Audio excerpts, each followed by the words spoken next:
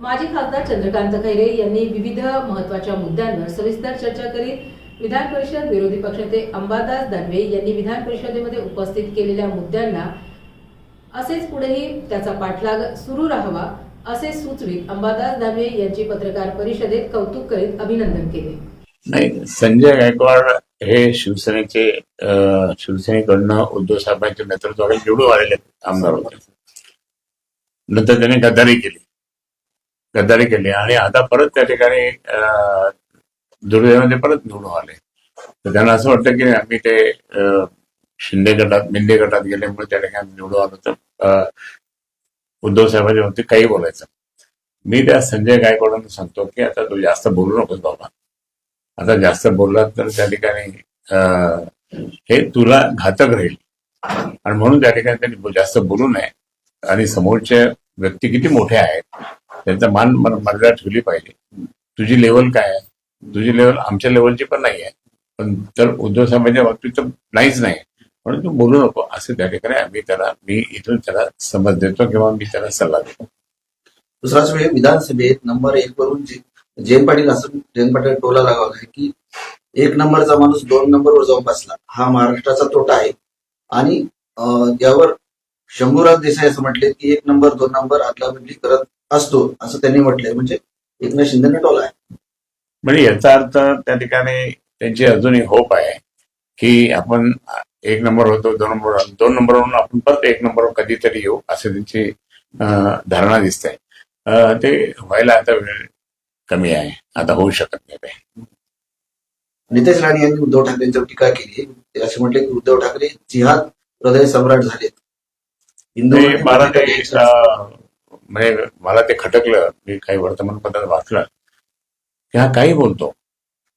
अरे आम्ही जितके कडक हिंदुत्ववादी कोणीच नाही. तुम्ही तर तुमचे वडील सुद्धा सोनिया गांधीचे पाय दाबत होते, त्यांच्यावर पुस्तक काहीतरी काढलं होतं आणि आता ते विसरले का तुम्ही? ज्या शिवसेना प्रमुखांच्यामुळे तुमचं कुटुंब मोठं झालं, काय होते तुम्ही? आणि आज तुम्ही त्या ठिकाणी परत उद्धव साहेबांमध्ये बोलतात. तुमची अवकात तरी आहे का उद्धव साहेबांच्या बाबतीत बोलायची? मग याने ते आपलं तोंड सांभाळूनच त्या ठिकाणी उद्धव साहेबांच्या बाबतीत बोलावं. सर, लाडकी बहीण योजनेसाठी मोठ्या प्रमाणावर सामाजिक न्याय विभागाचा निधी वापरला जातोय. त्यावर संजय सिरसाट असं म्हटले की दर महिन्याला 410 कोटीचा निधी लाडकी बहिणीसाठी दिला जातो. तर संजय गायकवाड असं म्हटले की सध्या सरकार लाडक्या बहिणीमुळे अडचणीत आले नाही, त्यामुळे निधीची कमतरता सगळ्याच सत्ताधारी आमदारांना असते.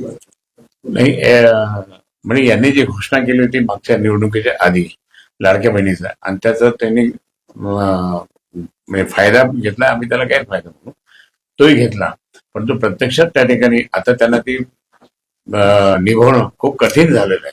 आणि म्हणून ते आता इकडचं बजेट कमी करा, तिकडचं समाज कल्याण मंत्री आमचे या जिल्ह्याचे पालकमंत्री आहे, त्यांना त्या ठिकाणी काहीच वाटत नाही का? आज समाज कल्याण खात्यामध्ये किती गोंधळ चालला. तिथे मुलांना त्या ठिकाणी काही जेवायला मिळत नाही, काहीतरी होतं. आणि इतकं असताना तुम्ही तिथे तुमचं फंड्स कशाला तिकडे जाऊ देता? सरकारने काही वेगळा फंड निर्माण करावं ना. मग कशाला घोषणा केली? कशाला राज्यात बसले घेऊन? त्या फक्त लाडक्या बहिणीमुळे त्या घेऊन बसले, तर मग तुम्ही करा काहीतरी. तुम्ही जर काही करत नसाल तर मग तुम्ही फक्त इकडचं बजेट तिकडं घालणार नाही, तिकडच्या लोकांना तो एक नुकसानच होईल ना ते. तुमच्या पक्षाचे नेते आहेत अंबादास दानवे यांनी व्हिडिओ ट्विट केला होता, ते बघितलं असेल. त्यावर महेंद्र दळवी असे म्हटले की अंबादास दानवेंना आमदारकीचे डोळे लागले, उद्धव ठाकरेंना खुश करण्यासाठी ते असं काहीतरी करतात.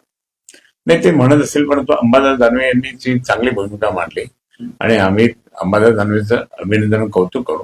कारण एक पूर्ण बंडलचे बंडल पाहिलं म्हणजे आम्हाला फक्त बंडल दिसतात टीव्हीमध्ये, पण ते लोक त्या ठिकाणी बंडल घेऊन इकडे फिरतात. पण आता त्याच्यामुळे काल दिवसभर चांगलं वादन निर्माण झालं. म्हणजे अंबादास दानवेंनी ह्या म्हणजे सगळी माहिती घेऊन केलेलं आहे, त्यामुळे त्यांनी नोटीस जर दिली असेल यांनी अंबादासवर तरी काही होणार नाही. आणि हे जे आहे अधिवेशन 2-3 दिवसात संपलं की नंतर ते मॅटर परत हे होईल, पण ते लावून धरलं पाहिजे. अंबादासला मी सांगेल की तू लावून धर आणि जोरात त्या ठिकाणी याच्या बाबतीत कारण ह्या भ्रष्टाचाराला कुठेतरी ठेचलंच पाहिजे भ्रष्टाचाराला. विरोधी पक्ष नेते नसताना देखील अंबादास दानवे जी भूमिका मांडतात दमदारपणे, मग तुमची काय इच्छा आहे? पुन्हा त्यांना एक संधी मिळावी, तुमचे सहकार्य आहे? नाही, आता अंबादास दानवेंनी एक चांगला अभ्यास केला विरोधी पक्षनेता म्हणून चांगली संधी मिळाली, कारण सरकारी यंत्रणा असे ना तरी माहिती देतात. मी मनोज जोशींच्या कार्यालयात जाऊन बसायचो, ते विरोधी पक्ष असणार, मुंडे साहेबांच्या कार्यालयात जाऊन बसायचो, आम्ही त्यावेळेस मी बसून त्या ठिकाणी पाहायचं ना, त्यामुळे ते नॉलेज वाढतं आपलं. आणि मग असंच त्या ठिकाणी नॉलेज आमच्या इकडे अंबादासनी वाढवलेलं आहे आणि चांगले. आता त्याने ती संधी ज्यावेळेस आमचं सरकार येईल त्याच वेळेस मिळेल.